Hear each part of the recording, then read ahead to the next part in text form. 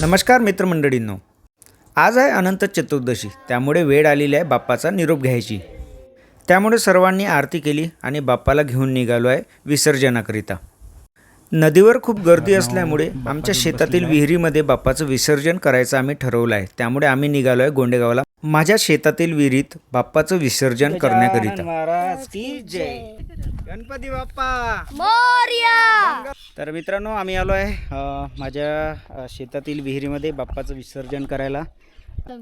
त्यानंतर सर्वांनी आम्ही बाप्पाची शेवटची आरती केली आणि पानावल्या डोळ्यांनी सर्वांनी बाप्पाचे विसर्जन केले।